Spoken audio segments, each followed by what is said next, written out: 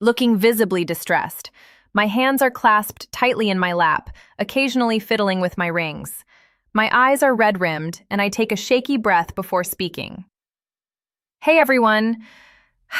This is probably the hardest video I've ever had to make, and frankly, the hardest thing I've ever had to say out loud. For months now, I've been carrying this immense weight, this secret that's been eating away at me, stealing my sleep, and making me feel like a complete fraud. I know what I'm about to say will probably shock some of you, and I'm fully prepared for the judgment. But I can't keep it inside anymore. I need to confess. I need to get it off my chest. Not just for myself, but because this has become a poison that's slowly killing me from the inside out. I cheated. Yeah, I cheated on Mark, my boyfriend of 5 years, the man I love. And it wasn't just a random person at a bar, it was with my boss, at a company party. I pause, swallowing hard, my voice a little hoarse. Let me try to explain. Not to excuse it, because there's no excuse, but to help you understand the tangled mess of emotions that led to it, and the absolute devastation it left behind. Mark and I, we have a good relationship. Or we did. We've been together for 5 years, lived together for 3. We're comfortable. Maybe too comfortable. Lately, things had felt a little stagnant. Routine. The initial spark, that intoxicating rush of new love, had faded into a gentle, steady warmth. Which is great, right? That's what you build towards. But somewhere along the line, I started to feel a little unseen, a little taken for granted. We'd fall into our patterns: dinner, TV, sleep.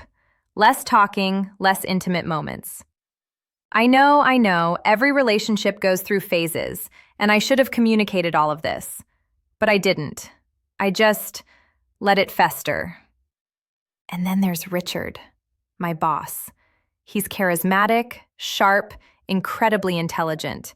He has this way of looking at you, like you're the only person in the room, like your ideas are brilliant even when they're probably not. At work, he always made me feel capable, valued, seen. And there was this underlying unspoken energy between us, I think. Nothing overt, just lingering eye contact, a quick shared laugh, a hand on my shoulder a second longer than necessary. Harmless office flirtation, right? That's what I told myself. It made me feel alive. Exhales, desired. Something I realized in hindsight I was desperately missing. The party was an end-of-quarter celebration. Our company goes all out. An open bar, fancy catering, a DJ. Mark had a prior commitment that night, something he couldn't reschedule. We had a little tiff about it, actually. Nothing major, but enough for me to feel a little resentful, a little lonely heading into the night. I remember putting on this dress, a new one I'd bought, feeling like I wanted to impress someone. I walked in feeling a mix of anticipation and a weird, melancholic emptiness. The music was loud, the room was buzzing. I grabbed a glass of champagne, then another. I was mingling, chatting with colleagues, but my eyes kept scanning the room, looking for him. And there he was, laughing easily, working the room like he owned it.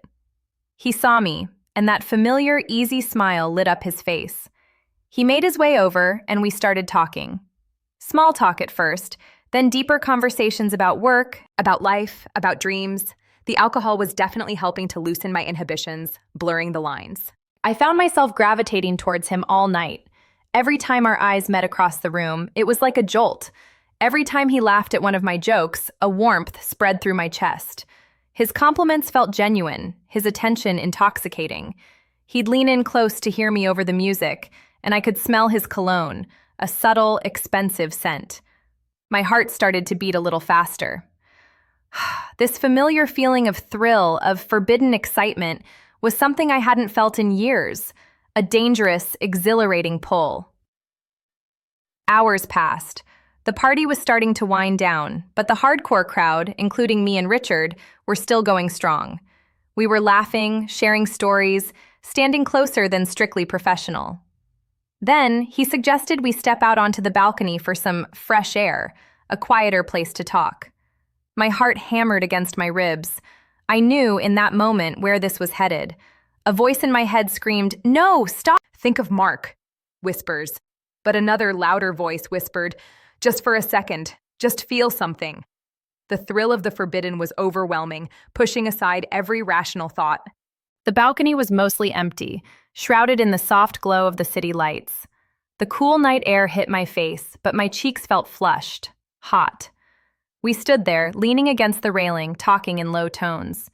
He was complimenting my work again, telling me how much he valued my contributions. His gaze was intense, unwavering.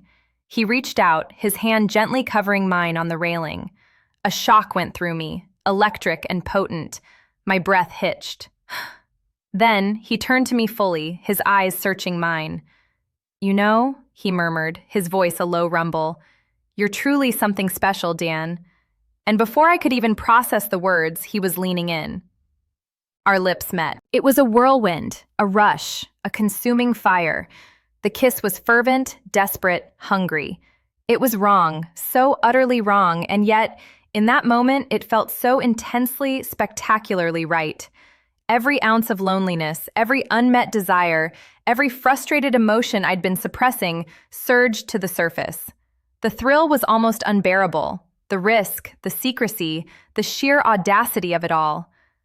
My mind shut off. All I could focus on was the intoxicating sensation, the feel of his hands in my hair, the taste of his lips. We were hidden in the shadows of the balcony, a secret world just for us. It was quick, illicit, and deeply, terribly intense. Every nerve ending in my body was alight. I cover my mouth with my hand, tears welling up in my eyes. The second it was over, the thrill evaporated, replaced by a cold, sickening wave of reality. Guilt. It hit me like a physical blow, a punch to the gut that stole my breath. What had I done? Oh God, what had I done? Richard pulled away, a slightly dazed look in his eyes, but composed. "We probably shouldn't," he said, his voice a little rough. He didn't seem as shaken as I felt. I was trembling, my head spinning, not just from the alcohol, but from the magnitude of my betrayal. My heart was still pounding, but now it was with fear and regret, not excitement. I mumbled something incoherent, trying to steady myself. My dress felt disheveled, my hair messy. I felt like I had cheater written across my forehead in neon lights. I just wanted to disappear. I walked back into the party, trying to act normal, trying to blend in, but every face I saw, every laugh I heard, felt like an accusation. I could barely breathe. I muttered hurried goodbyes to a few colleagues, avoiding eye contact with Richard, who was still out on the balcony, and practically ran out the door. The drive home was a blur of tears and self-loathing. The exhilarating thrill of moments earlier had dissolved into a bitter, acrid taste in my mouth. I imagined Mark asleep in our bed, oblivious, trusting, and I felt a profound, stomach-churning disgust with myself. Waking up next to him the next morning was agony. He reached for me, pulled me close, and I stiffened. I couldn't look him in the eye. I felt filthy, tainted. Every touch, every tender word from him was a fresh stab of guilt. How could I let him touch me when I had just with Richard? The secret felt like a tangible, living thing festering between us. The days and weeks that followed were a living hell. Work became a minefield. Richard acted completely normal, professional as ever, but every now and then there'd be a lingering glance, a subtle smirk, a flash in his eyes that only I could see, a reminder of what we had done. It made my skin crawl. I avoided him at all costs, my paranoia at an all-time high. Every meeting, every email felt charged with an unspoken tension. At home, I became distant. I snapped at Mark over trivial things, then immediately regretted it.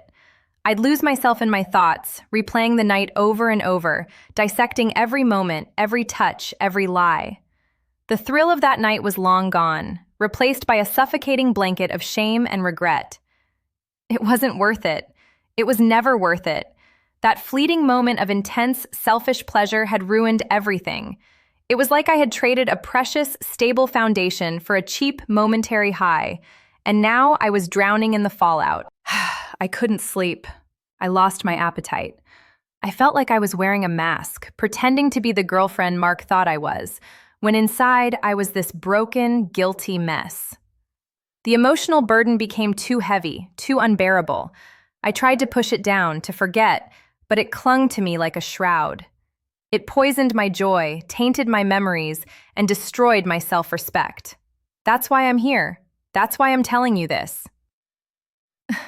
The guilt, it's consuming me.